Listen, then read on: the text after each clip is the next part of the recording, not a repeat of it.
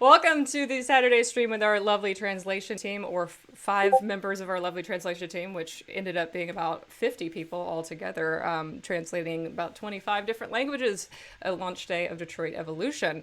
I believe that you guys had something like 2 months, like mid-February to mid-April. So they were able to translate the entire script in about 2 months.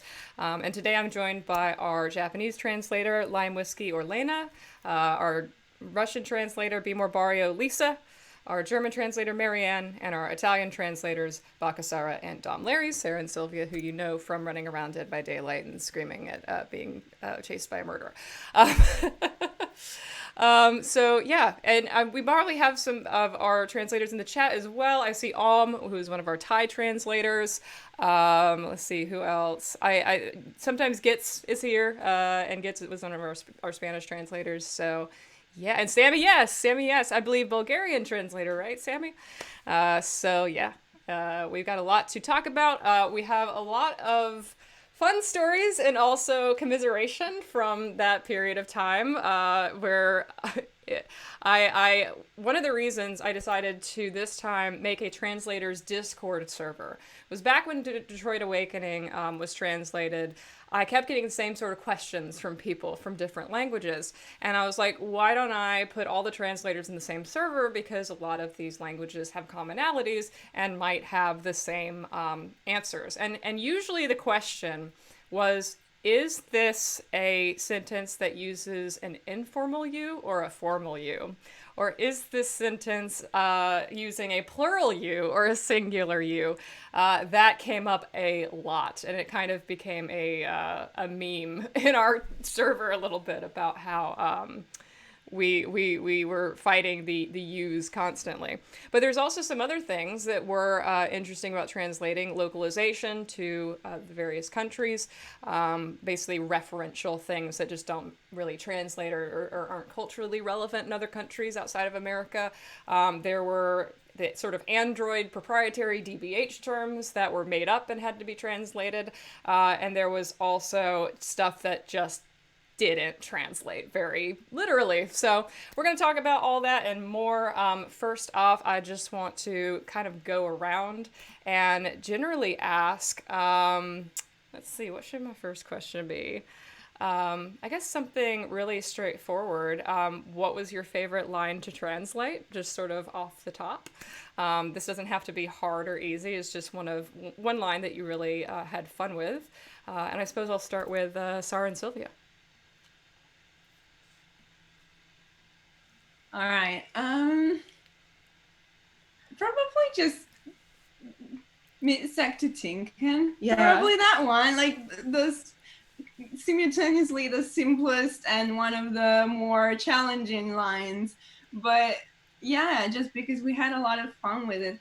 I guess there were lines that, such as when Gavin is having his nightmare, that was very, very challenging, but also very rewarding to translate, because you don't just have, to translate the line, but there's also some kind of rhythm to it. And that contributes to expressing what he's feeling during that time. But yeah, something as simple as just mid-sack to think, and I think, I don't know if Silvia... Yeah, basically the same. It must be noted that we are two halves of the same idiot. So we are collaborating all the time. We are a really tight-knit team for obvious reason, but we like to collaborate. So usually we have the same ideas. Yeah, so, yeah, I agree with Sara. Yeah, you guys were. I remember the first time you guys had donated a bit for Detroit Evolution, and I saw Sara. I think I saw Sara donate, and then 2 days later I saw Silvia, and I was like, is this you under a different name? And she's like, no, it's my sister. It's like, you guys really are attached to the hip, which is really cute. Yeah. But yeah, and Sara, for the record, also did a lovely art piece with all the different translations of Meat Sack and Tin Can. It's available on the Redbubble, and it's cheaper than everything else because there's 0% markup on it. So definitely go check it out if you want like a backpack with it, or a sticker or something, or a mask. All sorts of things came out really well with that design, and we were all very like blown away by it and wanted to have it for ourselves when we saw it for the first time. All right. What about you, Lena? So for me, like weirdly enough, it was that line that like Chris said to the protester when he was like, "Have a nice day," because like I guess like in Japanese, you don't really like you say "Have a nice day," but like that's like if you're at a store and you're like leaving a store or whatever. So I kind of wanted to find something that was like a bit more like sarcastic than that. So like in Japanese, like there is like a phrase that you say like at the end of like the workday, like, "Oh, like thank you for your hard work." And so I kind of like translated it to that, and it just like came out sounding like very sarcastic.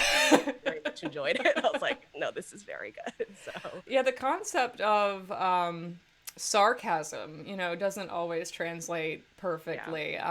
There's a lot of tonal things that we talked about throughout the process in various languages where somebody would be like, okay, there's this word. I think probe was one of them.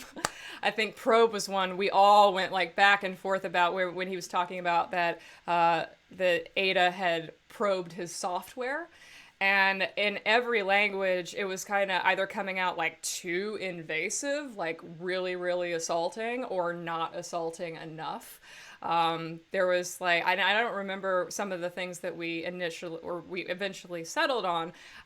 But yeah, it was trying to get that nuance, that sweet spot of like, yes, it's an invasion, but it's not like as bad as some of the things that were being implied. But it's also not just like, she was visiting his software, which is like some of the words were just like she was like visiting. It's like, no, it needs to be a little bit more involuntary than that.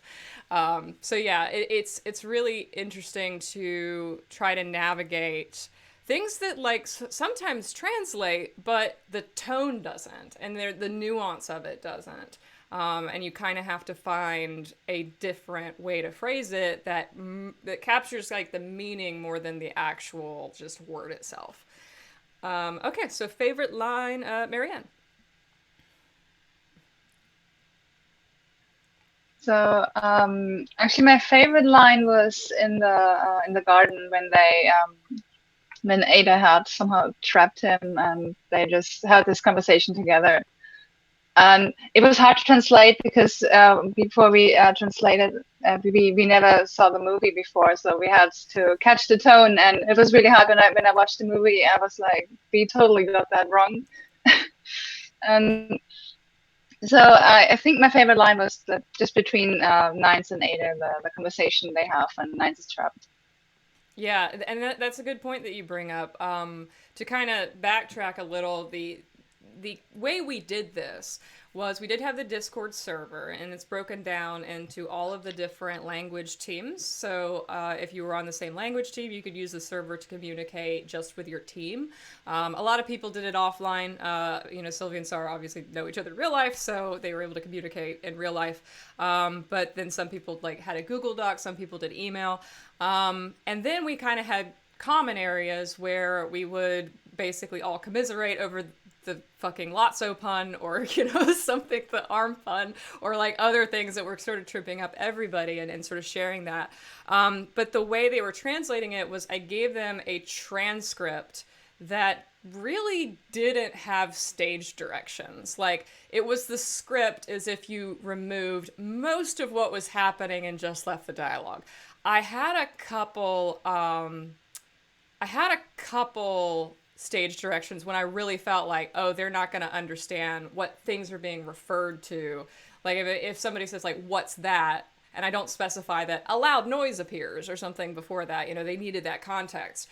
But I really try to be as minimal as possible because I was a little afraid of spoiler leaks, and also I wanted them to be able to have surprises when they actually watched the film, because I think everybody who was involved in this was a fan in at least some capacity. And so one of the funny things is that they knew there was a kiss because that was specified, and they all squeaked about it when they saw it. They didn't know that there were 3. They didn't know about the one at the end, and then they didn't know the one with Chris Miller, because none of that was dialogue. So I was like, oh, well, I can keep that a secret. And I think also the other notorious thing was that minute between I can stay if you, or are you sure you don't want me to stay? And you're still here. The like minute and a half between when Nine sits down on the bed to when Gavin wakes up, they could see in the time codes of the SRT file that there was a minute and a half of silence. And they were just like, what's happening in that minute and a half? So, yeah. Also, I want to point out, thank you for the hype train that's going on. We have a lot of subs, a lot of bits. Thank you to everybody participating. This is awesome. Oh, my goodness. So much. I'm scrolling. We got Legend Tripper, Jan 9. So we got Sweeties, we got Multi Midnight, we got Lady Fosses, we got Nick Petty, we got Sammy Yes, we got the one and only Happy Kitty, Multi Midnight again, Emo Kiwi Gamer, not Ewok. God, I'm so bad at language. And Sammy Yes again, thank you all. And so, Lisa, favorite line to translate? Well, I'd say I like problems, I guess. So my favorite line was, this guy's mostly into arms. Yes. Like the robot arms. Like this was probably my favorite line because, again, you have to think a lot to translate it because it doesn't really transfer into Russian as well. So we had to think a lot, and I mean, I can, I guess, say what I chose at the time because everyone read it, but I decided to go with the bazooka arms because it's quite local. I guess this joke is quite local because it's about a guy who I guess got plastic biceps or something like that, and he looked weird. But this phrase, like I didn't even know that it was about this guy, but this phrase just got stuck in my head, and when it resurfaced again, I thought, okay, I can use it here. Probably a lot of Russians would understand it, or if not Russians, but someone else who speaks Russian or maybe some Slavic languages that as well have something in common with that. So this was probably my favorite line. Our Czech translator is in the chat right now. And what's funny is I remember they were talking about how their name has a very difficult to pronounce in Czech letter in it, and we all went down the rabbit hole of listening to, I think it was like Arsh. So spelled out, in English you would say Katerina, but I think the more accurate pronunciation was like Katarzyna, something like that. I don't do the R very well. It was a very difficult letter to pronounce. And yeah, so I think that that was also fun, just kind of getting to know a little bit about language from other folks that were just not apparent to me, because like I was taught Spanish in school and I studied Arabic in college, but yeah, we had like 25 different languages represented, and today we have 4 different language families, which I think was really cool. It was kind of important to me on this stream was to get some Romance, get some German, get Germanic, get some Slavic, get some East Asian, to get the diversity of places in the world, because I think that there were quite a few crossovers. Like we had Portuguese, we had Brazilian Portuguese, and we had Spanish, which I think borrow some things from each other. But if you have completely different parts of the world, they get translated very different, and they say that sounded about right. Yeah, thanks for humoring me. Anyway, thank you for mentioning that arm pun, because I think I'm going to transition into that. So you've told us how you translated the arm pun, but I want to go around and see what everybody else's experience was. And for those who don't know what I'm talking about, this is, of course, Lazzo's line, "This guy is really into arms, robot arms, not gun arms." Of course, that is a pun, so doesn't necessarily equal the same thing in other languages. So starting with Lena, how did that translate? So like I had a partner in translating, so shout out to Pillow. So I believe she took this one, and like we kind of talked about it a little bit, and like in the end it was just kind of like, especially since like guns aren't really like a thing in Japan, like people, like not even like the police officers carry guns, so it's just like it wouldn't have played like funny at all if it was like actual like weapons. So we just went with like robot arms, not human arms. So Oh, robot arms, not human arms. Yeah, I mean, Yeah. that's pretty straightforward. Yeah, pretty good way Yeah. to translate that. Just Yeah, like, exactly. yeah, So not super corpse creative, limbs. but yeah. Yeah, exactly. What about you, Marianne? So we were a team of 3, so I didn't translate that one, but we ended up going with something very tame, like arms, robot arms, not to hit people. I'm not really sure where that came about anymore because we talked about this for so long. And there is a pun that could have been used because the German word for arm is also used for poor. So we could have somehow made something work with that, but we didn't in the end. I don't know why anymore. Robot arms, but not to hit people with. I love that. And Silvia and Sara? We went with he deals in arms, robot arms, not bracelets, because arms doesn't really mean gun in any way in Italian, so that wouldn't translate. But bracelet is similar to the word for arm in Italian, and so that, yeah, that's it. Kind of reinstates the play on words. Yeah, it seems like there are kind of like two different ways of translating a pun, and it's kind of like, do you keep the words sounding the same in the homophone of it, or do you just kind of try to keep a different meaning, just a different sort of joke, which is really cool. As Sammy Yes says, for me, I went with he has more arms, robot arms, he only has 2. Okay. I love that. I love that we have some translators in the chat as well, willing to share. Oh, and gets this for Spanish, we went with hugs because abrazos is basically arms, because brazos is arms. So it was like he deals in arms, not hugs. So that's very cute.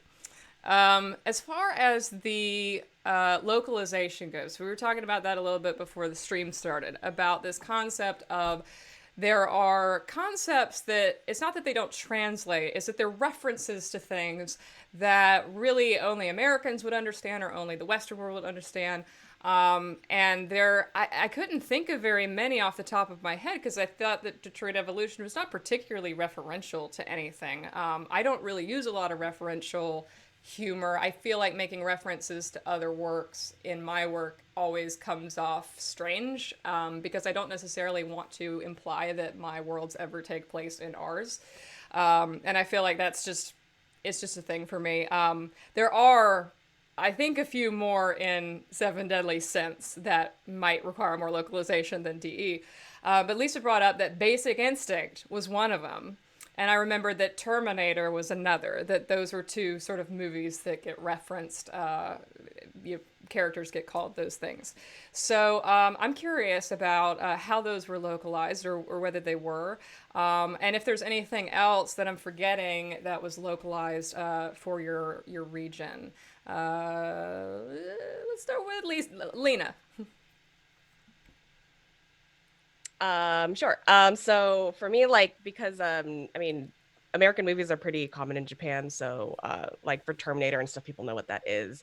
But the one reference that I did end up localizing was actually when Gavin tells Nines that he has to stare at his like stupid Ken doll face. Oh, yeah. Because like Ken dolls, like Barbies are like, because Japan has like their own kind of toys that, you know, are pretty famous. So I kind of like changed that into like, so Japan is like known for having those like cutesy like boy band idols. Oh my god. So I kind of like made a reference to like, so I'm sure like the Japanese speakers would know, I called him like your like stupid like ikemen face, which is essentially like your pretty boy face.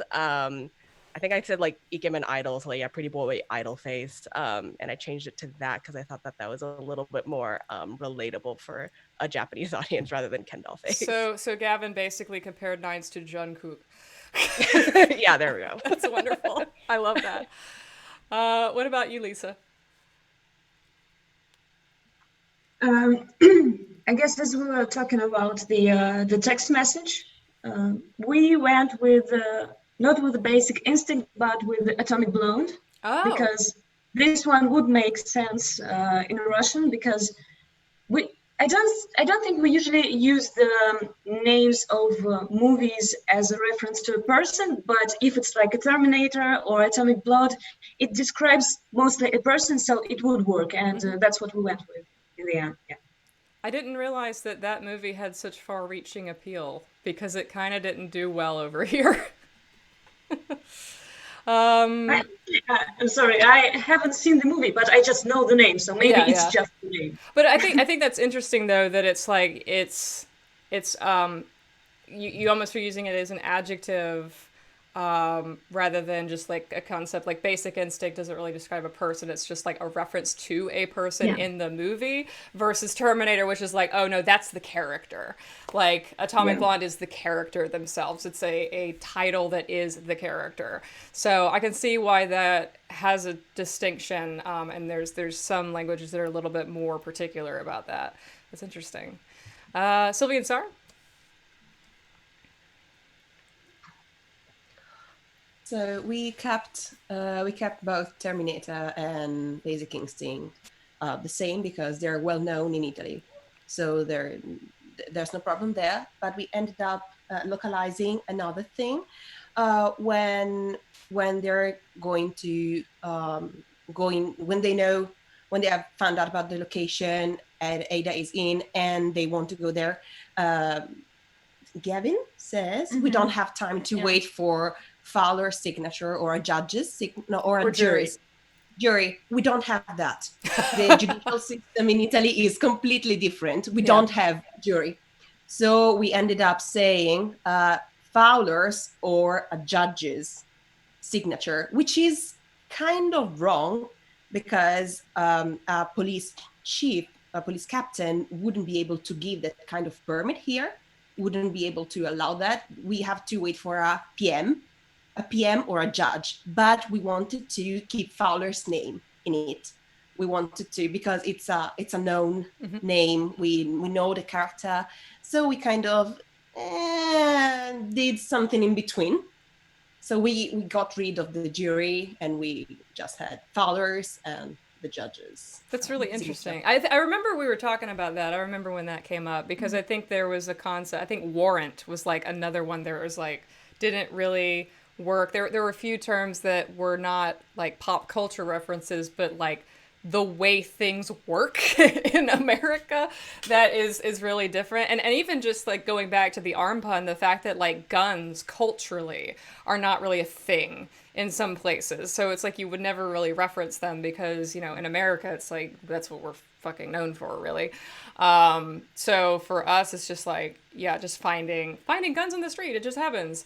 But yeah, I think that's really interesting. And by the way, everybody in the chat, feel free to leave questions for any of our translators or just questions you have about the translation in general. Mods are collecting the questions and I will look at them once I get through mine. So yeah, feel free to throw stuff in the chat, and our translators who are also in the chat, feel free to contribute what your translations were. Says, I'm a child and I did not know Basic Instinct. Oh, that's funny. And that the Thai arm pun was, he's mostly into limbs, not weapons. There you go. And I think Marianne for localization. So we kept the whole thing because we also have Terminator and Basic Instinct. I actually didn't know the movie, but I looked it up and it is well known by most people, so I just kept it this way. Was there anything, like the sort of justice system and the legal hurdles that you changed, or was it just a literal translation of like, well, they're American and this is an American movie, so we're just going to keep it kind of how it's written? Yeah, I kept it because we usually have American TV series here, and so the system is kind of known, so I just kept it. Got it. All right. As far as other, Sweet and Sandy Art says, I look forward to the formal you discussion because it's such a pet peeve of mine in dubbed buddy cop shows. So, yeah, actually, let's talk about that. Let's talk about the yous, because this became such a debate and such a because you would always come to me and you'd be like, Michelle, would this be formal? Like, is he talking to a place of respect, or are they friends? And this was really, really prevalent when it came to the conversations between, between the police characters, like Chris Miller and Nines. Like, would they be talking to each other as friends, or would they be talking to each other as co-workers? And because that line was blurred so much for some of these characters, where it was like never really like completely one or completely the other, I'm really not sure what the decision was for a lot of these characters. Some of them were also, like, I know Ada was another one where I think it was pretty straightforward that they used like the formal you with her when they met her because they were strangers and she was kind of like a client. But then after she turns and after they're hunting her down, I'm not sure what some of you did. I'm not sure if you switched to informal or if you kept the formal. So yeah, I just want to like get a generalized like conversation going about the informal versus formal, as well as plural versus singular, although that was usually more straightforward. Usually that was just you would ask me, is this plural or is this singular? But the formal versus informal, I had like some actual esoteric like existential crises over sometimes, because I was like, well, they're friends but they're coworkers, but they're coworkers but they're friends and lovers, and I don't really know. Use your best judgment. So Sylvia and Sara, what about that? So yeah, I think that all of them in the main group just speak to each other informally, and that made also sense to us because of Detroit Awakening. It would make sense that Gavin and Nines started to speak to each other informally, and also Chris and Nines, right? And with Tina. And what we ended up doing with Ada, I think that we simply made sure that when she is in Nine's head, like when she's the copied software in Nine's head, she speaks to him formally because she's an android, but like a non-deviant android. But Nines speaks to her informally because at that point, I mean, she completely violated his trust and he's really angry with her, and it would make no sense in Italian to have someone in that kind of state of mind talk to somebody else still formally. So he switches to informal, and she as a non-deviant still stays formal with him. I think that's what we went for. That's what we went for. Also, each language has a different, threshold where it changes from informal to formal. I studied Japanese. I don't want to steal your thunder, Lena, but I studied Japanese and I lived in Japan, and it was wildly different there for me. And I know that in America, there is, like in the US, there is no informal you or formal you, like formally, but you have different ways to address a person if you are speaking formally or informally. So it's quite blurred, and I think this is one of the fields. This is one of the cases in which translators really do have to have a real grasp on their culture and on their language, because it's such a subtle thing and it can change the feeling. I think I remember us fighting when we got to the bar scene. Yeah. Because I kept saying, they have agreed to go to a bar together. It makes no sense that he is still talking to her formally. So let's just make them use the informal, because for a lot of Italians, you can be co-workers or clients, but usually if you agree to just go out at night to a bar together, you would just switch to informal. I think we possibly ended up keeping the formal there to have the switch later, but yeah, we fought about that because we had to kind of. There were many fights. Many.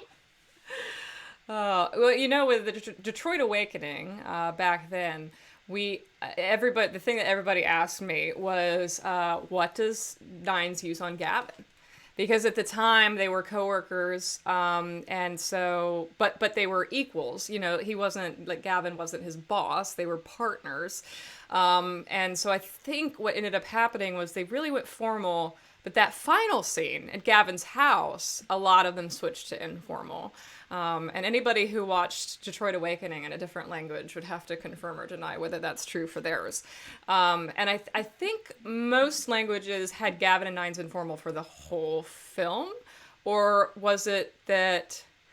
Actually, I think there was at least one circumstance where when they go to Ada for the first time at Jericho, and they're definitely using the formal with her, that Nines might have used the formal on Gavin, like, in front of her at some point. I think there was a discussion about that, because I was like, well, when he says... because in some languages, there's not a word for detective. I don't remember what language there was. There was a language where the detective, like, there's no word for it. And so it had to be, I think, officer or captain or something like that. And I think that was a complexity, because in order to, like, get across his rank and that distinction between the times he calls him Gavin and then the times he calls him Detective Reed, that kind of, like, changed things for some people, I think.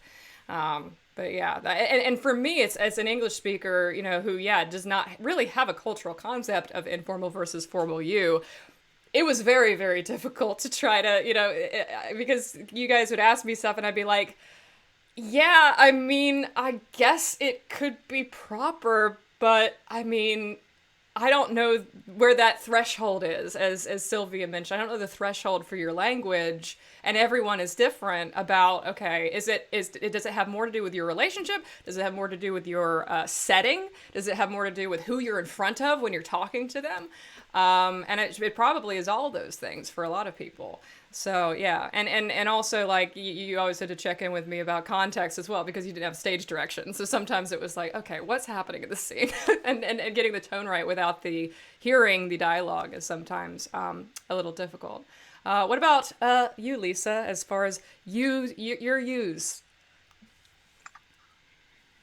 I think we went with using formal you when the characters were in, like, work setting, but otherwise they would use an informal you, unless we're speaking about Ada again. With her, they kept using formal you, even though Gavin, even when he was using formal you, he would still add some words that would make it sound less formal, like he, in a way, it's not that he respected her less, but he was very iffy about her. And later, I think I asked about the switch between formal and informal you when Ada probed Nines, well, not Nines, but his software. And in Russian, if you have issues with someone, you wouldn't use formal you. You want to kind of look down on that person, and you switch to informal you. And I also thought that maybe when Ada's true colors came up, she would use informal you with Nines as well, but not because she didn't respect him, but because she treated him condescendingly, I guess, like he is a little baby that he doesn't follow his programming. So yeah, he needs to be taught a little bit better. So she switched to informal you as well, I think. But with Gavin and Nines, yeah, they mostly used informal you, and if they used formal, it was more in a flirty way, I guess. Mm-hmm. So something like that. Marianne? So we had this issue in the beginning because Detroit Awakening was translated with formal you between Gavin and Nines. Mm-hmm.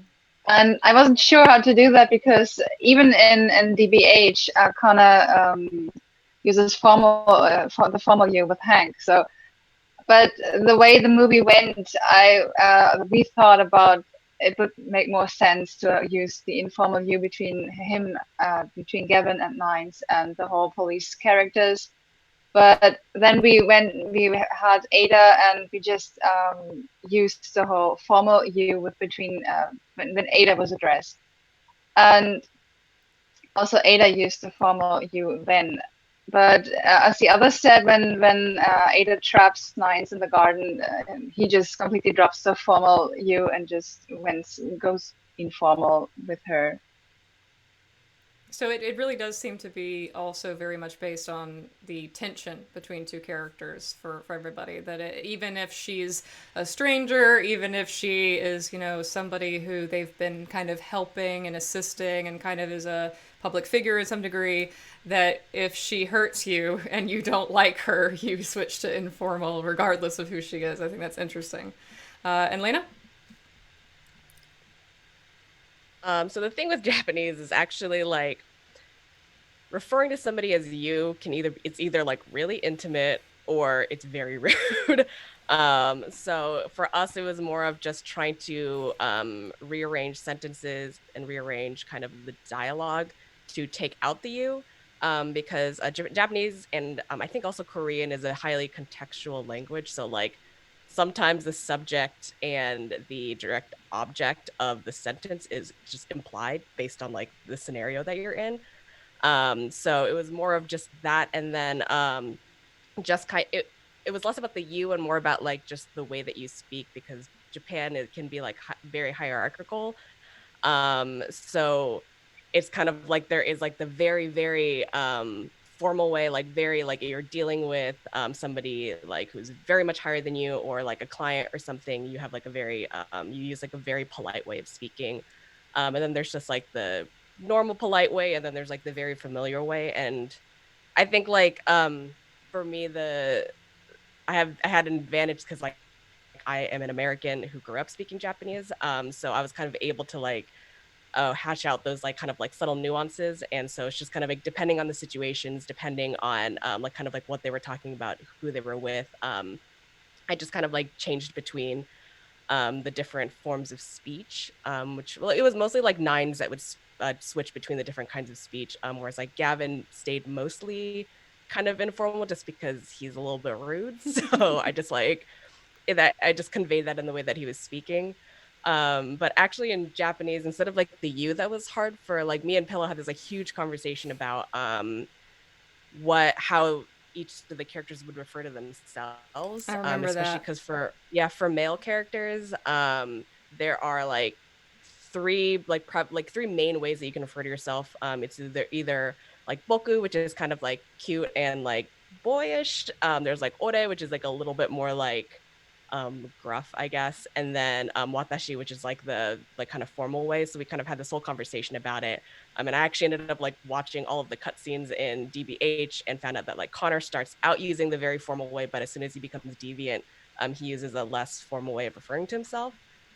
So we had like just like a conversation about that, and then kind of decided that Nines would use the more like gruff way, just because he would be essentially where like he would be mirroring Gavin is like what we decided. Like once he became like deviant, he would just kind of use the same way that Gavin would refer to himself. So we went with ore with him too. That's awesome. So much thought going into even the nuance. And this is why I so greatly appreciate this entire team, everybody who worked on the film, because they really all did put a lot of thought. They didn't just, put it through Google Translate and, tweak it. It was always very much based on context. It was very much based on the characters. They really, really approached all these characters and this story with a lot of love and a lot of care.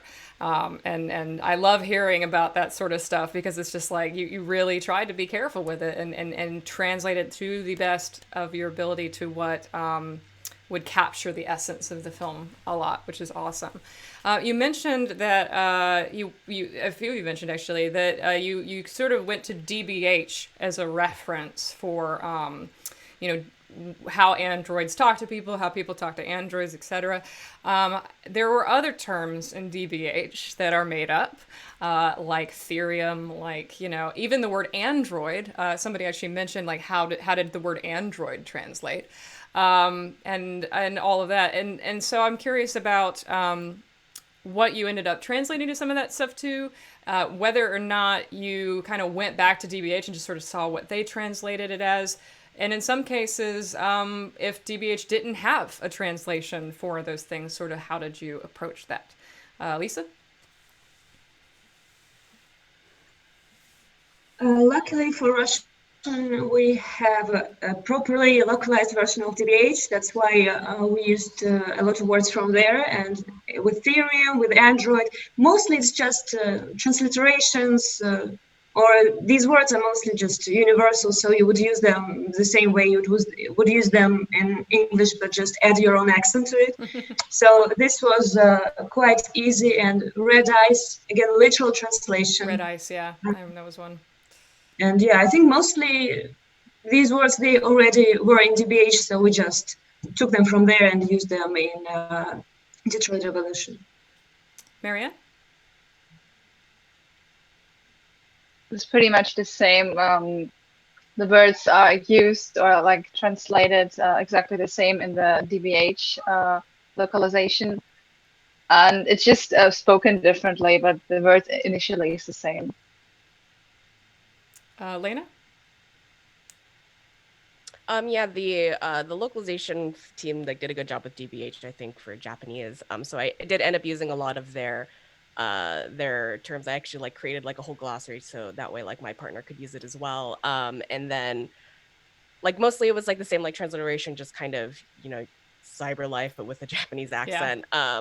But there were a lot of like other things that they kind of, I noticed that they essentially like use kind of like computer terms to refer to like, you know, when like Android's like interface and stuff like interface, that. So that was one of them. Yeah. Oh yeah. So I kind of just went with that, and like so with all the things like with like probing and stuff like that, I just kind of would just go with the terms that you would use like if you were like you doing something to a computer, because like that seemed to be the theme that they were going with in the DBH translation. So yeah, interface. I remember we all had a lot of conversations about that, because I'm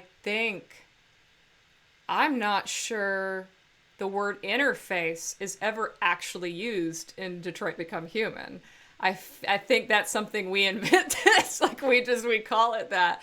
But yeah, I'm not sure, because I'm trying to think of there ever being a term, because they call it memory probing a few times, but I don't think they ever called it interfacing. So that was one we really had to like figure out what that means. And yeah, I think that was another circumstance, much like the probing, where nailing that exact concept was really difficult for a lot of folks, because you would have data transfer, which is kind of dry, or you would have something like entanglement, which is a little bit more intimate, and you wanted to capture that like the intimacy but also the computerishness of it, and yeah, that was really difficult for a lot of folks. Sara and Silvia, the DBH terms. We looked at DBH a little bit for things like red eyes, but luckily they just kept it as red eyes. They didn't really translate it. And we are lucky because we have a word for interface. It's even really similar. And it means the same thing. I think the one thing that I had doubts on was Captain Fowler, actually, because we have a word for captain, but it's not entirely like the police ranks do not correspond perfectly. And so we wanted to check, but just using the correct rank would have been like really anti-immersive. It would have been really weird. And so we wanted to check if in DBH they also use that sort of like artistic license of calling him Captain Fowler in Italian, which isn't completely correct. And then we did go with just the direct translation of captain, just because again it made more sense. It was more believable in the context of the movie. But I think that's it. Oh, and Android is Android. So to satisfy JJ's curiosity, it's the same. A while back, I was talking about the language that didn't have the word detective. Somebody converted Swedish, I believe, was and I think they used the word inspector instead of detective. That was the rank that they used, which is again kind of like it kind of works, but also not quite. But it was the best that they could do. I mean, I couldn't think of any other better way to do it. Let me see. We have the word inspector in Italian, which is how you would call probably that kind of person, that person who does that job, but it sounds so lame. Yeah. And TV shows really popularized saying detective. Yeah, saying that. So we use detective. We use the English word for detective. So we just went with that. Yeah, I think. I mean, I think in like an English movie that was taking place in Italy, I don't think that they would localize the ranks of the police. I think that they would stick with whatever the Italian word is in front. So that seems pretty normalized. I have another question about scene 7, the DPD flirting scene. This was the one scene that I shared with you guys before the film came out, that I actually rendered out the scene with, you know, all the acting, dialogue, everything, and showed it to them because I knew that this scene was one of the most, like, surprising in terms of the tone and the intent of all of the lines not matching the literal words on the page. Because Gavin says things like, shut the fuck up, and smartass. And Nine says things like, you know, you have 200,000 words in the English language, and actually that's kind of funny. I'm a little curious about whether you said English language or if you changed it to your language, whatever it was. But yeah, there was a lot of sarcasm and there was a lot of flirtation in it, more so than just sarcasm. And so I'm a little curious how that went and if it changed anything in your translation, in terms of not just the fact that they're being playful, but also the fact that they're being flirtatious. Marianne? So I think we used the whole sarcasm in it because I'm glad we had the scene to watch because otherwise this wouldn't have been possible.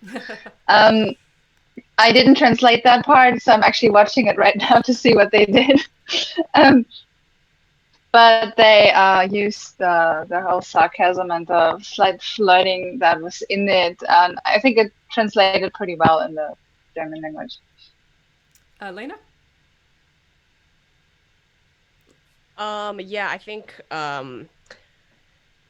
we, because I don't think I did like the whole translation for this one. I think I helped edit it, but I believe like we used more of like sort of like gentler terms because Japanese is kind of a polite language, Yeah. so it was like just like a little bit harder to like be like name calling and stuff like that. I do remember having a lot of fun with I don't remember if it was that same scene, but where like where Nines is like I hate you and then Gavin's like you love me. That was also kind of like very fun to translate because like one, it was playful, and then but then it like there's like a callback at the end. So just trying to like take that also because there are different kinds of like different words for different kinds of love in Japanese, and also Japanese isn't really like a very emotional language, so you would never just be like I love you. Like that's like a very strange thing for anybody to say, like to actually use those words. So like I just try to like make it a little bit like flirty and playful. So it's kind of like changed it to more of like oh you have like a crush on me kind of thing.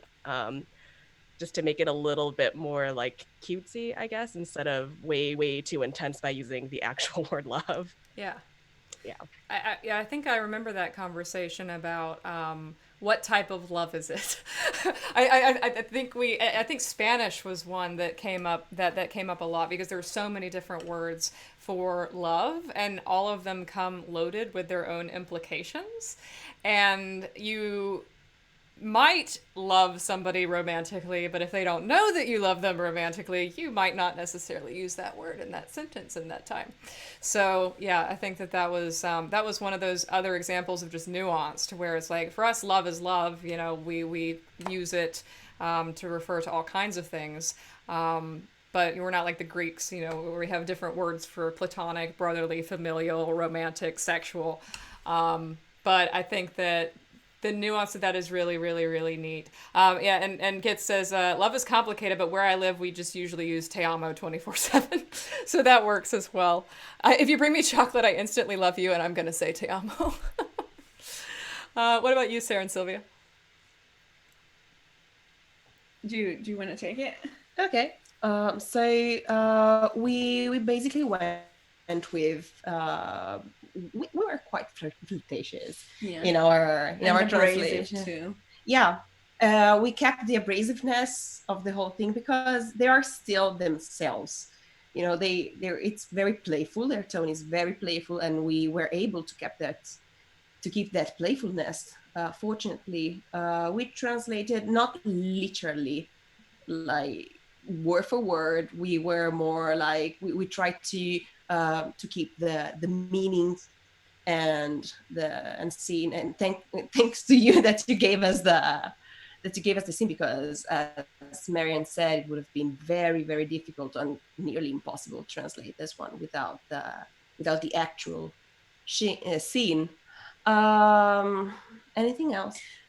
Actually, I think that the scene helped because I think that's what gave us license to be as abrasive as we were. Like we have a similar, because we have a similar, like the shut the fuck up. We pretty much translate it to an expression that is just as rude, so to speak. And we have a similar concept of being rude, but in a joking and affectionate way. It's culturally, it's pretty similar. And so seeing that in the scene you can tell that they are just joking and just kind of flirting, we were able to use that one. And actually, now that we have the transcript in front of us, and now that I look at it, I have a funny tidbit for something that comes immediately before this scene, which is when Tina says that Gavin went from like a whole asshole to half an asshole. Yeah.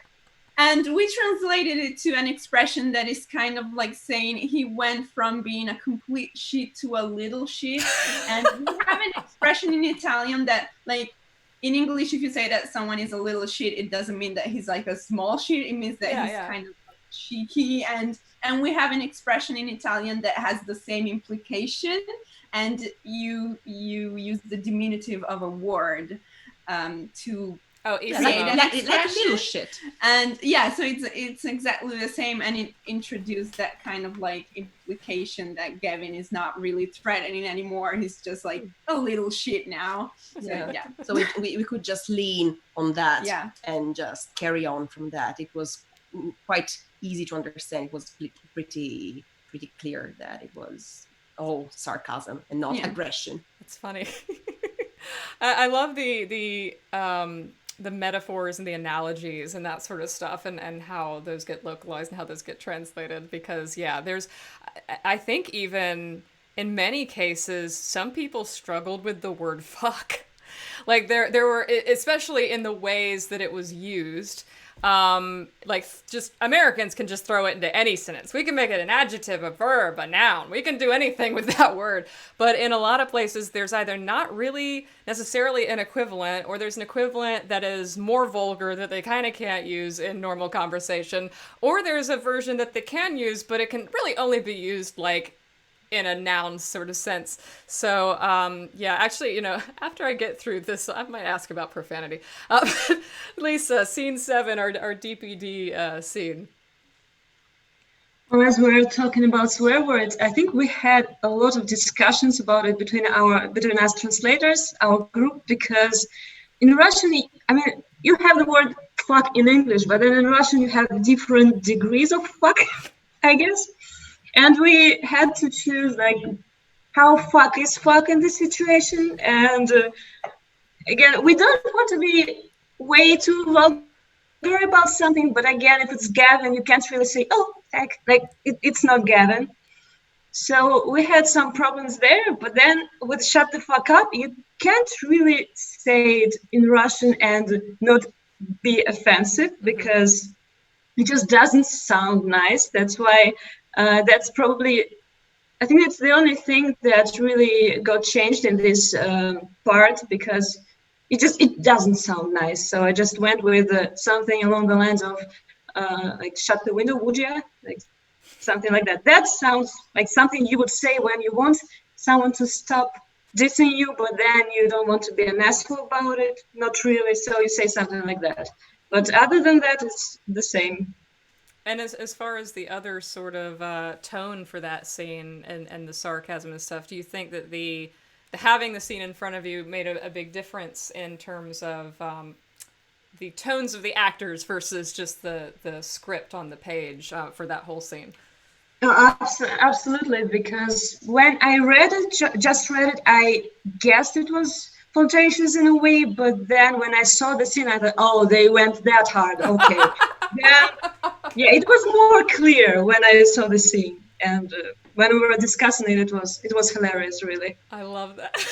Oh, they went that hard.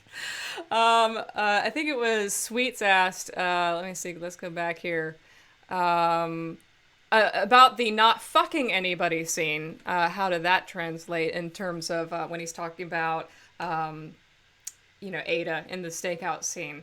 That conversation, I am curious about how that was approached, because there is a degree of crudeness to that, and Nines is offended, in that moment, but he's not necessarily offended at the crudeness. He's more offended at the insecurity of it.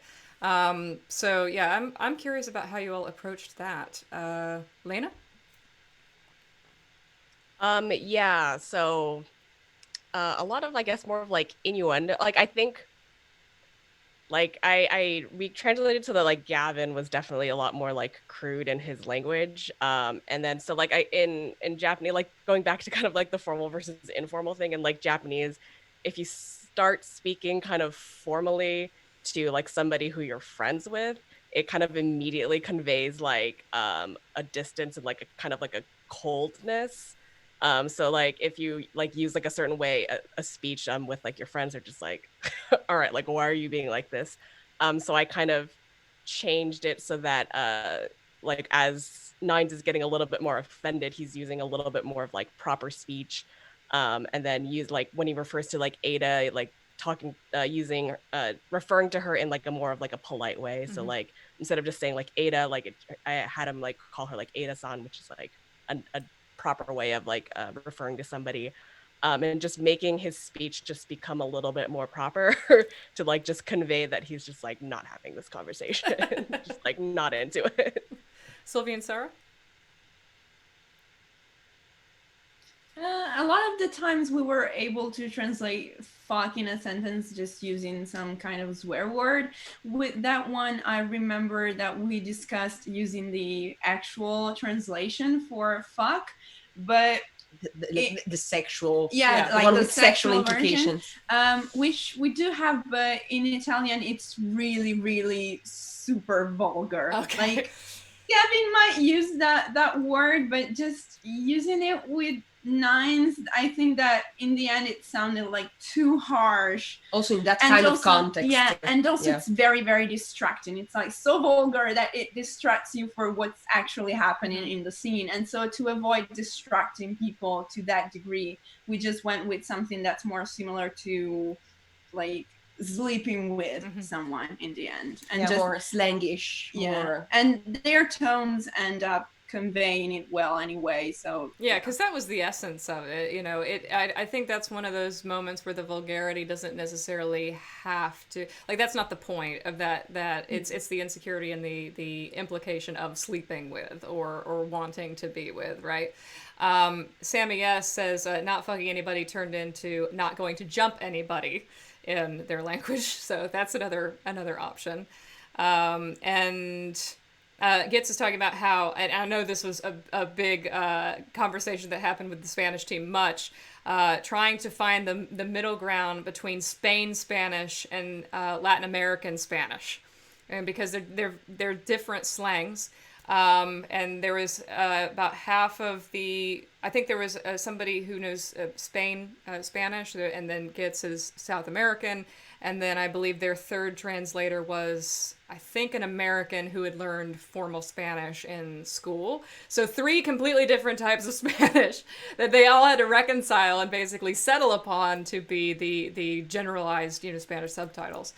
As far as the not fucking anybody line goes, I think Marianne?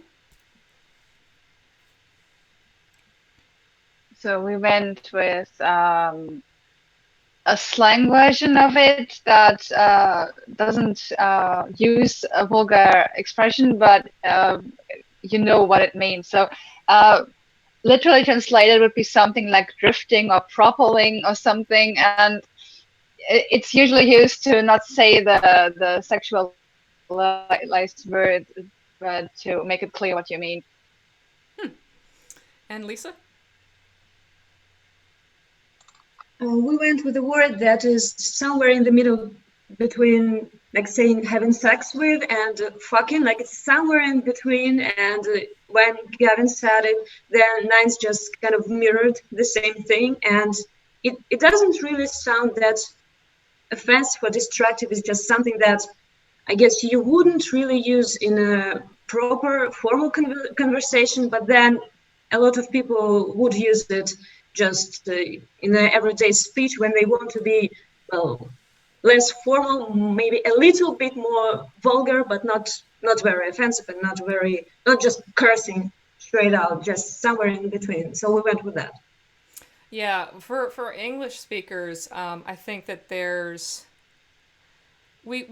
our profanity is not really literal ever. Like, we're not trying to invoke an imagery with our profanity. It's literally just peppered into speech, and it's like whatever, adjective or noun really works in the sentence. And so Sweet Insanity says English seems to be way more chill with cursing, vulgar language. It depends, because Americans are actually very prudish about this, I believe, compared to like the UK, where I think you can say just about anything on cable television in the UK, whereas in America, there's like you can say like damn, hell, bitch, and ass. But anything stronger than that, you can't say on television. And you can't say in movies without getting an R rating. You get one F-bomb in PG-13, and anything more than that, you get slapped with an R rating. So, like, America can be actually really uptight about it. It's odd that culturally, I think that through the internet, ever since the dawn of the internet, it seems like the taboo has really been dropped. And, I mean, it's colloquial now. It's not like... we're just all sailors now, and we just we don't think about it because it's just part of the language of the internet. But it is odd that from a media standpoint and from a like people in charge of culture standpoint in America, it is still kind of like in the 50s or 60s in terms of like what the morality, quote unquote, around vulgarity is. So yeah, it's kind of a double-sided coin in America a little bit. But I think Australia and I think England are both very like. I've seen some implications from folks in England that if you're 12, you can swear in front of your parents and it's not weird.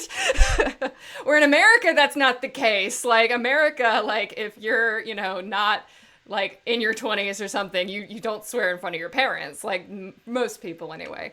So yeah, at least in the South, like we have a lot of different culture. My mom's commenting on this. Yeah, I blame the internet. Yeah, because I wasn't raised that way. Yeah, no, it's the internet, 100%, Mom. It really is, and it's just becoming like very, very, very accepted. Let me see. Okay, so we talked a little bit about callbacks, recursions in the script. There's a few of them. There's a few moments in the script where you have lines that are repeated. And they sometimes mean just the same thing over again, but a lot of times they mean something different.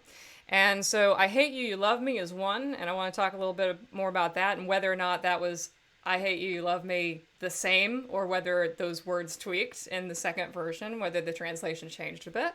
And also, Sara pointed out when we were reading the script the first time, the recursion of the word charming.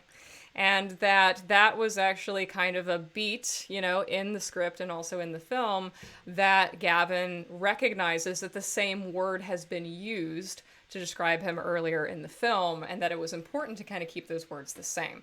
But I'm wondering if that was if that worked necessarily in context to keep those words the same. So Sara and Silvia, starting with recursions, I suppose. Yeah, so for the charming thing, in Italian, the direct translation of charming is fascinating. but that's a word that Ada uses as well. Like she literally says fascinating in English. And as you said, we wanted to keep that distance and that difference between how nines refers to Gavin and how Ada is speaking about nines. Especially as we later learned that that was subtext for like her being interested in nines in ways that weren't really genuine and affectionate or anything like that.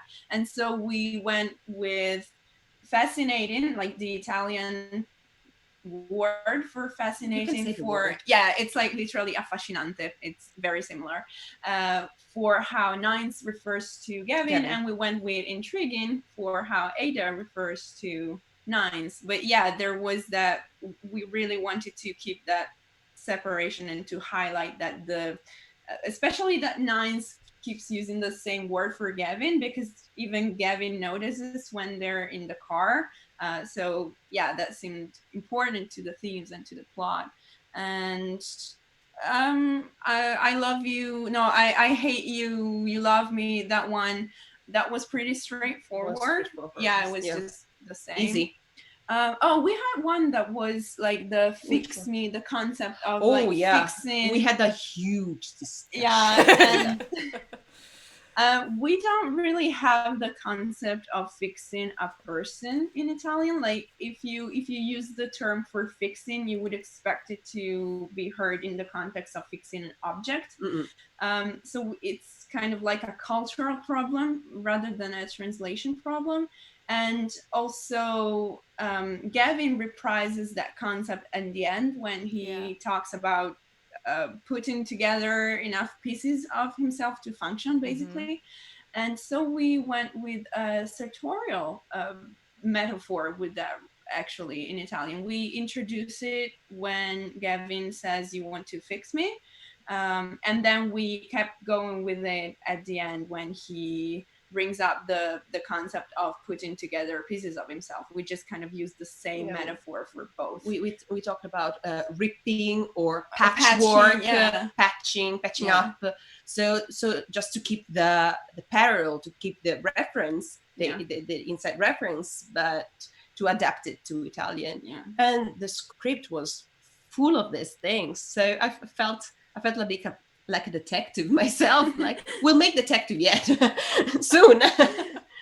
It was really interesting to see how we decided on these things, because we had very long and torturous discussions.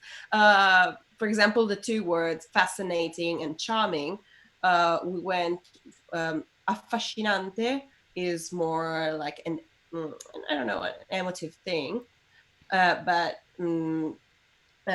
intriguing is more rational. So we had to we tried to give, you know, the right, how do you say that, like the right tone, the right tone, or for the character Not and too for the clinical kind of for the- relationship. Lena? So for me, I think we did keep charming pretty much the same throughout, because I was trying to, as much as possible, kind of like be true to those callbacks, because like as much as like you want to make sure that your like translation is like true to like the words, but at the same time you want to make sure that it's like the translation works for like the work itself. So as much as possible, I did try to keep those words like kind of like repeating, because I also just enjoy callbacks in general. So and then like kind of like just keeping, like when Ada was talking about nines, making that definitely like a little bit more clinical, just to like show the difference between that. And then in terms of the whole like I hate you, I love you, I think I kind of mentioned it a little bit before, but made it a little bit more like playful and flirtatious. And then I kept that at the end as well, because like I said, like you never, if you're just like, oh, like aishiteru, which is like kind of like how you would say I love you, it just sounds like super cheesy. And like even in like Japanese dramas and stuff, like they won't really say that. They'll use like skida, which just kind of means like I like you, but like I like you. And I didn't really want to use that either, because like to me it just sounds like weirdly childish. Well, no, it definitely does in English as well. So I kind of, so that's why I kind of like went with the whole like, oh, like you have like a crush on me, because there because in the Japanese it's like a little bit more deeper than just like, oh, you have a crush on me. It's like when you say like, oh, like horeteru, that means like you are like you've fallen for this person kind of. So I decided to go with that, and then just left that as the callback in the second one as well. You've made me a little curious about a force in my life that I can't live without. About the essence of that as well, because that's a very odd, admittedly, phrase in English. That's not a thing people say in English. Right. So yeah, I'm a little curious about how was that kind of captured in terms of capturing the right amount of affection and meaning without it being clinical or without it being cheesy, even though it is. Well, see, the thing is, like I guess there's like weird like nuances of the Japanese. I'm sure with like all of you guys' languages as well. But like you don't say things super like directly in terms of like your feelings with Japanese, but in terms of like, I don't know if any of you, everybody's probably like watched like an anime or something, or like a J-drama, and like realize like how utterly like ridiculously over the top dramatic things can be. And so that's also like kind of acceptable. So I did, I like translated into like, yeah, you're like I can't like live without like your existence kind of thing.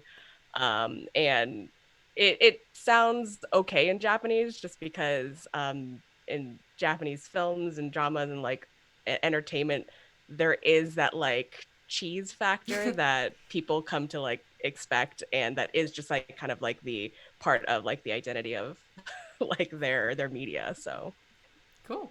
Lisa? Oh, well, actually, we had a lot of discussions about the I hate you, you love me line, and we kept going back and forth changing it because, again, you don't normally say, like, I love you to someone, if you want to make a joke, I guess, it doesn't really sound right. So at first we went with I adore you. Mm-hmm.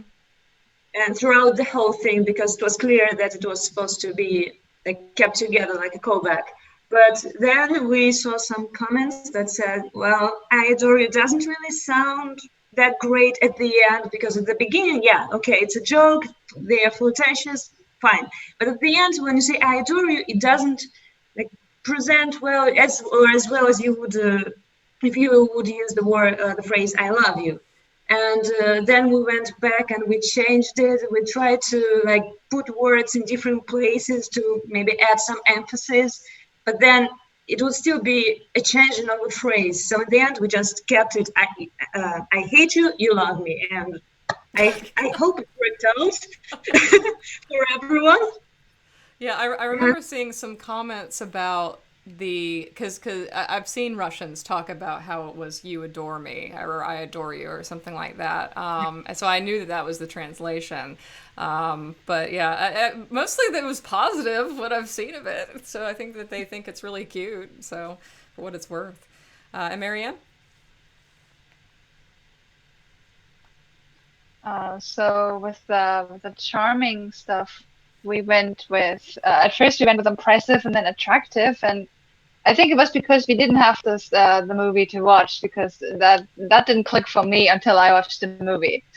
And the I hate you, you love me, we kept it the same because it works this way, so we kept it. And then there was the force, so we kept it literally the way it was said in English. We just translated it the way it is. I'm a little curious about the Italian for force in my life that I can't live without. Was it sort of translated into I can't live without you, the sort of the way it was in Japanese? That worked in Italian, like from a cultural standpoint and from a translation standpoint, it worked the same as in English. So it was one of the few lines that was pretty much literally translated. Mm-hmm. That just worked. The chat is just still talking about profanity. So, nothing new here. So we kind of talked a little bit about this, but there were still some things that some things that we haven't. Dipshit being one. I'm a little curious about what that became. I know that he calls him an asshole constantly. God, what are some other ones that Gavin uses? Smart ass. There's a lot of terms that, again, in English, profanity is not literal. Like it really, like we do not try to invoke imagery with our profanity. It's literally just there's sort of a terminology. Dipshit is kind of a like a dumb person, and I would think smartass is a sarcastic person, and asshole is a mean person. So like we do kind of have implications to our profanity, but I'm a little curious about what some of the literal translations in your various languages are. Lisa? I'm like trying to remember if we use something specific for it, because I think for us you would mostly use one word for everything, but then change the not pronunciation, but the emphasis on the word, like how you pronounce it, maybe the tone of your voice, and that would specify whether you want to offend someone or just to say like, yeah, you're a dipshit, or yeah, you're an asshole. Like it's more about the tone than about the word itself. And then we just mostly went everywhere with something along the lines of an asshole. Again, back to the S. Marianne? So we are lucky in German because we kind of have a word translated for every word there is in English. So we could look up the English word of an insult or something and Urban just Dictionary. have a translation. And we just have a translation for that. So it was just a matter of finding the right the right translation. I'm seeing Git saying idiota, imbecile, and de puta madre, which I know what that translates to. So those are a few different ones. Lena? Yeah, so there aren't too many swear words in Japanese. It's a very polite language, right? It is a very polite language, yeah. I mean, there is like just kind of like more informal ways of like saying stuff, but it's like there's nothing in Japanese that would be like censored on TV except like sexual stuff.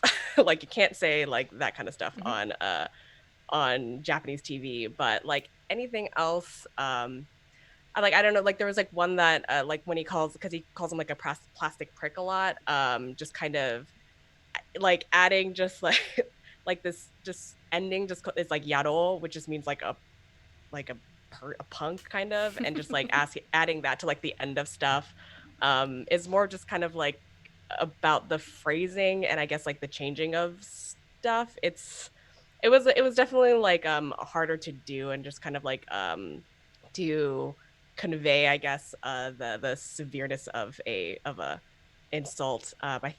I don't know if I ever used the word fuck in it, but like if somebody like in Japanese like calls you like a fuck, then that's like very bad. You're like, oh, okay. So it's just kind of like trying to find the right I guess intensity of impolite word. Pillow says in Japanese you mostly swear just by being informal and rude. Exactly. No, yeah. Truly. Sammy says that I think in Bulgarian smartass was smarty, dipshit got dropped because it was too long, and asshole translated directly. Spanish you undead asshole was tu muerto viviente de mierda, which I sort of recognize the root words of that. Mierda is the one that I'm blanking on. So I'm curious about that. Must be the ass part because I know that that's dead and alive. And Silvia and Sara? Oh, mierda is shit. Okay. We have the same word in Italian. We have merda. It's the same. So we are kind of in between. We have too many swear words in Italian, but they don't translate directly. So we have to go by context, and we had to. The context really just gave us an idea on how aggressive a word could be. So yeah, dipshit. There's nothing like that in Italian. So we had to go with different, and we didn't always keep the same word. because we're so varied in our language. We're so creative that we have such an array of words that we can choose among. So yeah, we went just like we went by context, and that was our main thing. Yeah. Nothing, but we tried to not we tried to use words that weren't too vulgar, that were mostly, part of the slang, something that you can hear any day in everyday conversation. Nothing too heavy. Sammy says, for undead asshole, I translated it as immortal idiot, which I love. Actually, did we go with the Terminator line for that one? Oh, we need to check, because that one didn't sound very well in Italian.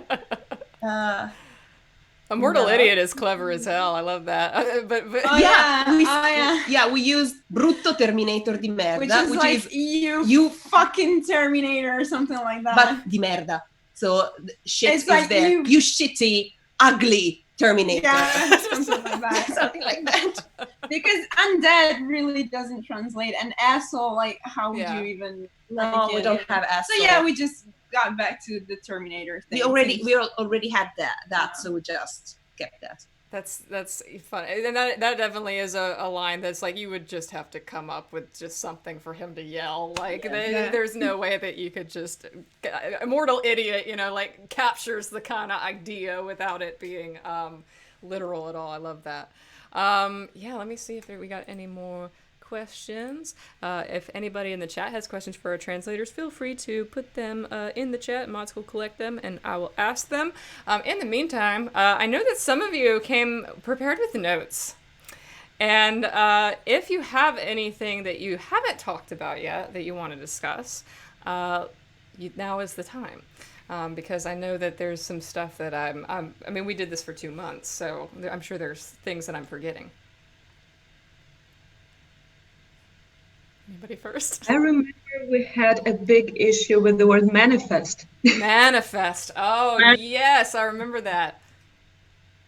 I think it was right when the trailer came out, and a lot of us assumed that manifest, it wasn't really like a documentation of sorts, because for us in Russian we have a word manifest, and it means something along the lines of manifesto. Mm-hmm.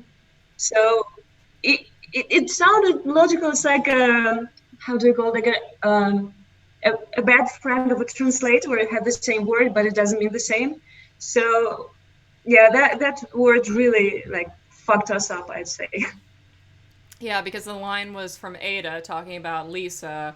I recognize her name from our manifest, and so in our language, it's just kind of like a list of attendees, like a list of people in an area. And if you don't really have a specific term for that, that could have been very, very difficult to translate, because I think even words like log or residency, that doesn't really capture it necessarily, and there might not be an equivalent to that. Okay, Silvia and Sara, do you have notes? We do have many notes, but we always have notes. Lazzo. Okay. Lazzo. Lazzo. That whole essence. So that scene was translated mostly by Sara.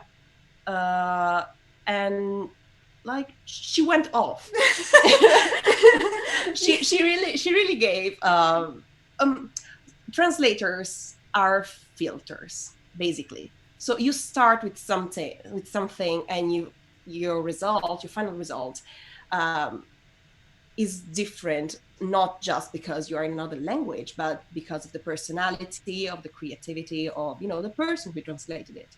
So we can't say that we are your co-authors, but we are like smaller authors, like in the shadows. Sara gave Lazzo like a whole personality that was not independent from the script, but she wanted to be consistent.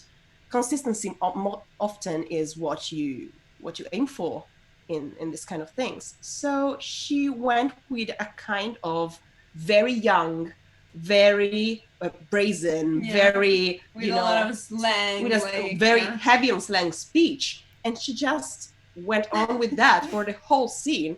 And I don't know if any of you, like Italian speakers, have seen the translators for that, the subtitles for that scene, but they are hilarious.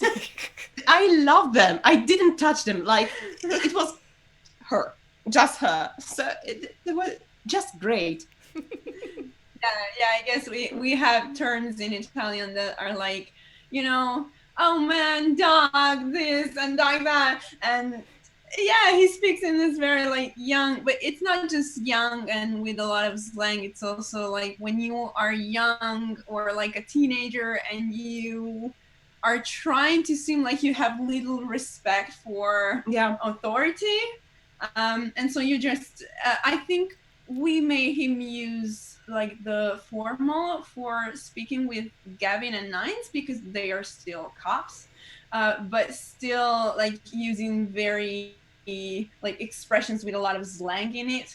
Like, yeah, he's being formal because he's a little scared of what they might do, but he's still trying to come off as like their friend. You know, you would never do anything to me because we understand each other. And so something like, no man, you wouldn't understand that. Yeah, you're an android too. Just like it was such a loose-limbed little entity. I loved what she did with Lazzo. And I think again, I will have to mention that, like the nightmare scene, the scene where Gavin explains the nightmare to Nines. I think I also took care of that entirely, and then we just review it together.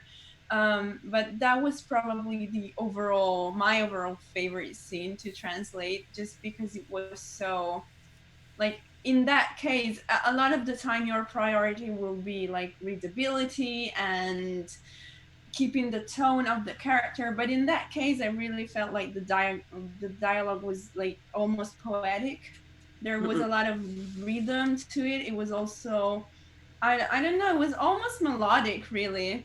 And I really enjoyed paying attention to keeping that kind of rhythm to help with to help convey just how, I don't know, like just Gavin's state of mind, which was so complex in that scene.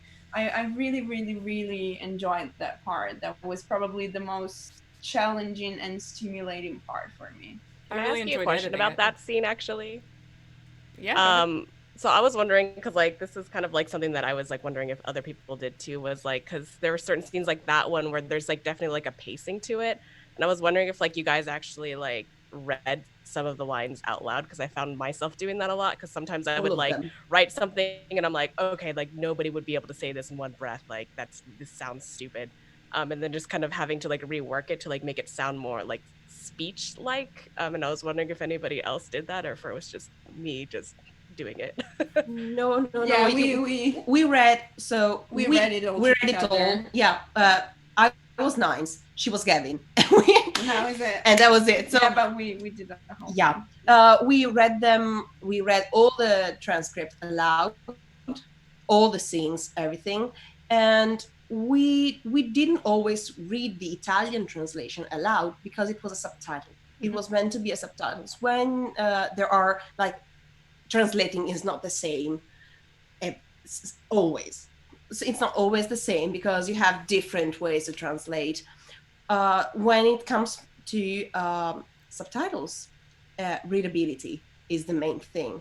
So that's why time frames, and timestamps are so important. If you have 3 second subtitle is a medium length subtitle. If you have 3 seconds, you have the space. Well, I mean, like in that case, like, because like I also found myself having to like kind of compromise some of my translation so it would fit in the subtitles, and I was wondering, like, did you guys have a hard time with that too? Because sometimes I'd be like, oh, I really like this translation, but it's just like it's not gonna fit. Yeah, a lot. And with Seven Deadly Sins as well, we're kind of we are at the stage of like doing exactly that, where we're cut in a way. We really like this line, but it will never fit in there. It doesn't fit. It's a problem. And so Spanish and I'm sure Portuguese and probably French too. So all Romance languages have very long Yeah, they get words, so long. but German too. German, That's yes. long word.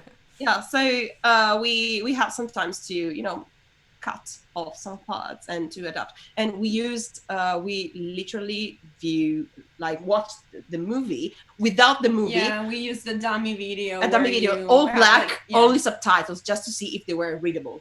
And that helps so much. A lot of the stuff that seemed to work when you read it, once you saw it on the screen, they're too fast. Yeah. Too fast. Sometimes it's a matter of even words, like smaller words, one close to each other, they're harder to read, at least to an Italian reader. Absolutely. Than a longer and smaller and longer and smaller. So we paid attention to that too. Yeah. I know Japanese is different because you don't have spaces between words. So yeah.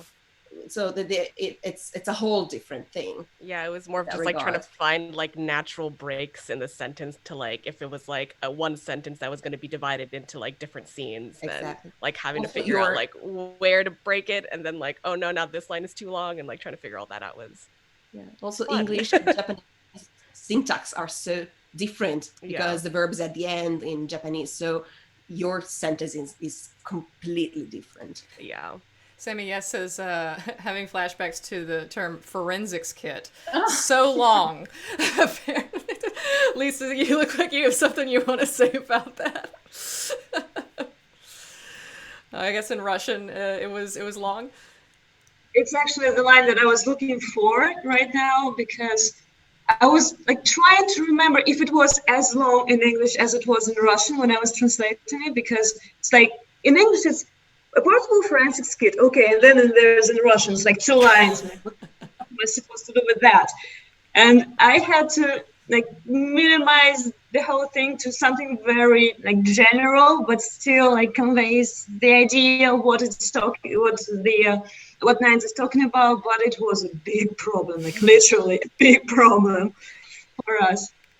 And with lights again, and with Russian as well, the words, they are long, they're very long, and a lot of the times when you have one word in English, you'll have like 3, 5 in Russian, and you still need to fit them in the same like 1 or 2 seconds. And yeah, we had to like change things over and over again. And I think when we finalized the subtitles, I just like downloaded a longest video of just the black screen with the rain, unfortunately. And I just put subtitles on that, and I was just looking at subtitles with the black screen and the rain, just playing in the background. And I mean, I almost went insane doing that, but in the end, at least we made sure that subtitles fit more or less well, and you can read them properly, at least.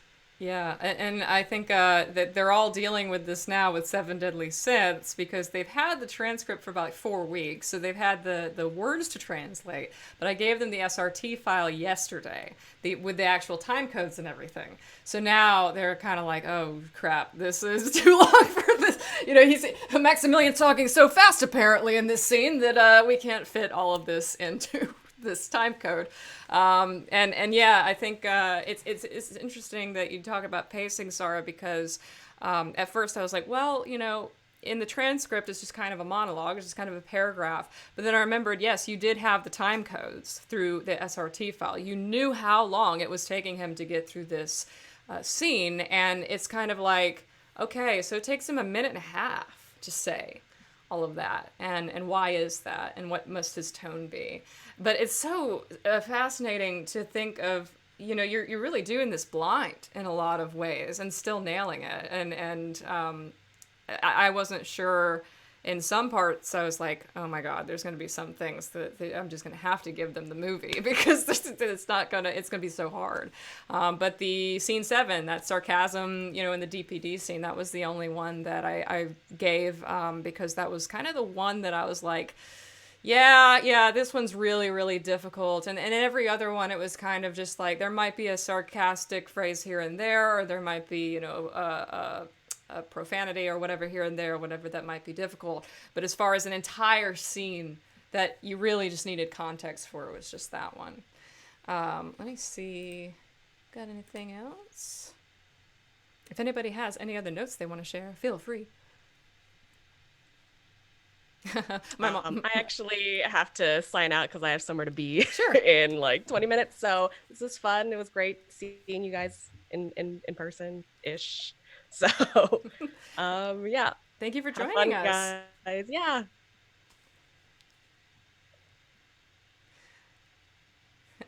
My mother says, yes, Maximilian talks really fast in Seven Deadly Sins. And Pillow says, Seth's manic bisexual energy cannot be contained in captions.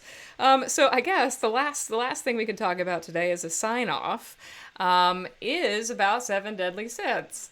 And basically, I'm not sure if I want to ask you what the most difficult thing you've had to translate is, or what the most fun thing you've had to translate is, or if that thing might be the same. But how about you just pick one of those, and we can give everybody a taste of what they are in for next Saturday. Silvia and Sara? All right, I'm gonna start with this one. So for me, it has to be, okay. So there's a pun with a word that you kind of have to do multiple translations for it. And what I did for that very difficult word was just, I literally sat down, I don't know, a week ago or so. I grabbed some paper, I wrote down a list of maybe 25 words on one side and then 50 or 60 words on another side. And then I went through the process of matching all those words. And I think in 1 hour and a half, maybe, I had what I was looking for. So that was the most fun, but also the most difficult to translate. You know exactly what I'm talking about, Michelle. Is it the acronym? Yes, that one. Yeah. It literally took me like 1 hour and a half, but yeah, we solved it. It was worth it. I don't know if you have a different. I have a different one because okay, I'll just say it's so hard to talk about. It's so hard, okay. Michelle. It's so hard to be you sometimes. Jared is the name, right? Mm-hmm. Jared. Yeah. I love to translate Jared. That's it. Okay. I can't be more specific enough to explain. Why do you? Because he says different things throughout a conversation. He says different things, but with a similar meaning. So it's just like so they're talking about something, and he just pipes in with yeah or yeah, but we kept it similar all the times. That reminds me, I will have to tell you, Michelle, how we translated like some of the time that he pipes in. I will. Yeah. I have to. We got to go in the server after this and talk about that. Yeah, absolutely. Yeah, and Sara was like, Sara was like, you can't translate it like that, and I was like, and then we were like, watch me. Yeah, that's it. Yeah, no, it was really fun. It was really fun. It's a shorter one this time, but we found parallels. Michelle, be proud of us. What about you, Marianne? So for me, it's also the acronym, because I posted it in the translation server, and I was starting to translate it, and I was like, wait, it means something. And then I was looking specifically for German words that meant a similar thing, but still kept the acronym intact. Yeah, I think that was basically what I told you guys is like, okay, the word that the acronym does not have to be the same word. You just have to basically get any essence in your language, that is kind of in the ballpark, and then find some way to retrofit an acronym into that word. But still very, very commendable. Very, very commendable. What about you, Lisa? I mean, just guess what I'm gonna say. It's the same fucking thing. It's the same. It's the acronym. I mean, it took me, well, probably not as much time as I expected it to, but I had a very weird logic going about it, because I was trying to remember any words that would be in a way like, well, the word triggering, not the right one, but like would provoke some reaction from the people who are watching the movie. And since well, probably a lot of them came from like the DBH fandom or DE fandom, all that, they would, especially Russians, they would probably like click at that word, and then they will realize, yeah, that's the acronym. That's why it's like repeated again and referenced again. So I mean, it was quite fun, and I am actually surprised. Like, even though the word is completely different, like in this word, at least three words, three words, they are the same as they were in the original acronym. So at least the meaning is more or less like in the same realm, I guess. So yeah, I think that would be fun to watch. I really want, same with the meat sack and tin can kind of became the listing all of the different translations of DE. I think the different acronyms, I want to see that almost. I want to see a whole list of everybody's different acronyms for that concept. And our English speakers, you'll know it immediately when it comes up in the film. Also, I think actually this is a good final question. How did you translate the phrase 7 deadly sins? What did you translate 7 deadly sins to? Marianne?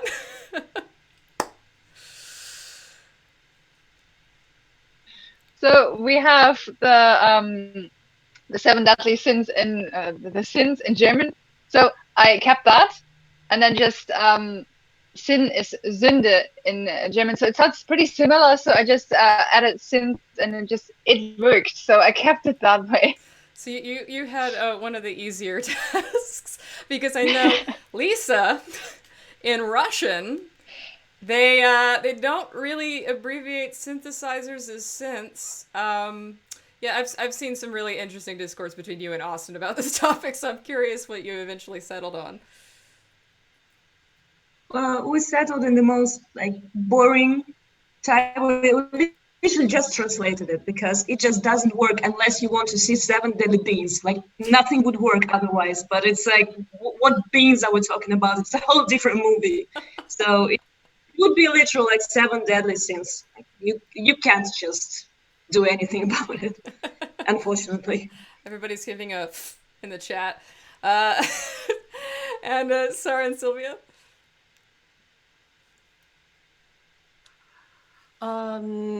We basically translated it as is, but it wasn't just a big discussion. It was a discussion that kind of we fought for weeks.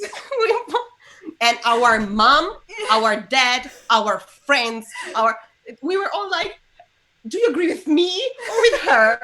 It was like, it was like a war, more like a discussion. But basically, we say sette peccati capitali, in which peccati is the sins. Capitali is like deadly, like capital punishment or something like that. It's a word that's rarely used in Italian. So we just kept it, and since we kept since in Italian you would write it differently, but it's so similar that we just kept sins throughout the movie. Like every time somebody talks about sins, instead of writing it in the Italian way, we just kept it written in the English abbreviation way. And so that, it's understandable, even though you wouldn't really say sins that way. Kind of. It's like the same word. It's just written differently. We have an Italian translation. It's sintetizzatori, but so it would be sint and not sins. But there, it's not shortened.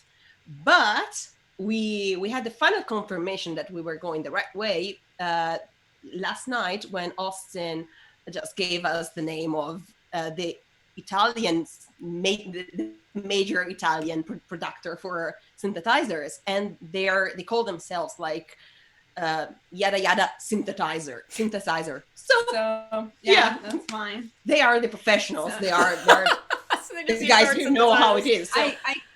I guess you kind of lose the pun between sin and sins, Yeah. but capital, like capitale, is such a rare word in Yeah. Italian. You literally only use it for that expression, and so what you lose there, you regain with the capitale. So Yeah, yeah, it's a that works. balancing act. Yeah. Interesting. I think my favorite translation so far has definitely been audio rate modulation, uh, which is a synthesizer term that sparked a whole discussion with Austin not speaking English to us, speaking synth, for about half an hour. Because I was just like, Austin, what is audio rate modulation? And he's just like, well, it's when you have an oscillator that's an LFO, and then you like have tonal that is a vibrato till the point of it becoming a drone. And I was like, please speak English. So it's humming? Can we change it to humming? Can we change it to overdrive? And he's like, no, that's not accurate. No. And I'm like, damn it. So yeah, we were actually trolling through YouTube. I was trolling through YouTube looking for synthesizer videos that had both English and Italian subtitles, or English and Russian, or English and Japanese, so that if they had a synthesizer term that they said in the video, there would be a translation in the subs on YouTube that maybe you could use. That is how like deep diving we were doing to try to figure out what some of these like synthesizer, like musical electrical terms are, because they're just really not common at all. And it could be a circumstance when we talk about like monophonic and polyphonic and, you know, like terms like that, where it is just the English, you know, that like synthesizer, if they just use the word synthesizer, then maybe there's some of them that it is just the English. And then they just take it from the English. I don't know. But yeah, March says Austin speaks synth as a second language. Yeah. And none of us do. None of us understand it. But anyway, thank you guys so much for joining me today. This was delightful. It brought me back to the wonderful conversations that we all had in the Discord about the trials and tribulations of translating Detroit Evolution, and some of them for synths as well. If you want to tell people where they can find you, if you have any social media you want to promote, that's cool. But if you're also like, leave me alone, don't ever come find me, that's also cool. Silvia and Sara, if you have anything to share or promote, you can do that. Sure. You can follow me on Twitter. It's kind of complicated, but it's at _Bacasara with a capital B _. Or you can follow me here on Twitch at twitch.tv/Bacasara. And actually, since a lot of you guys seem to like the idea, tomorrow we will be doing some Twitch things. So follow me on either of those things and you will be notified. That's it. Yep. I'm at Domleris on Twitter. And I'm also on Instagram, but I don't really use it. I do upload my art on Instagram. It's at domleris.art, but I don't use it as much as I would love to. So that's it. Marianne, can we find you on the interwebs, or are you just like, leave me alone? Regarding the situation I had in April, but my new handle is Marianne, so it's Marianne _G.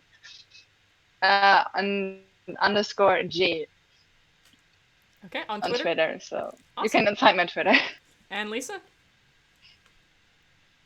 Well, I mean, if you got nothing better to do, then you can follow me on Twitter at _Bimo Barrio, Barrio as Barrio, and the same, well, not the same, and at Bimo Barrio on Instagram. Again, I don't really post anything interesting, but if you're interested in seeing nothing interesting, please join. Yes, if you've seen any of the wonderful Detroit Evolution memes, based on the Tumblr text post, I think, right? Those were probably Lisa's because they're absolutely hysterical. They've certainly been making the rounds since April. And it gets us, come find me in the Discord server in a bit, because yeah, I'm sure there's going to be a lot of discussion amongst the translators of the translator server after this. But as far as I go, you guys can find me on Opwoo on Monday at 2 p.m. And then next Thursday, I'll be continuing my Walking Dead playthrough. And on Friday night, I will be doing Fall Guys for the first time this coming week. For the next 2 Saturdays, we will be not having streams because next Saturday is the premiere of Seven Deadly Sins at 10 a.m. on YouTube. And then the week after that, Maximilian will be in town to shoot our next film on the road again. So we'll be off shooting a film on Saturday instead. But that night before, we'll probably do some Twitch things together. So we've got a lot of cool weeks coming up for the channel and everything. And hope you stick around and come to Opwoo on Monday at 2 p.m. Eastern. As always, stay great, hydrate, have a happy time zone, scram, ciao, arrivederci, etc.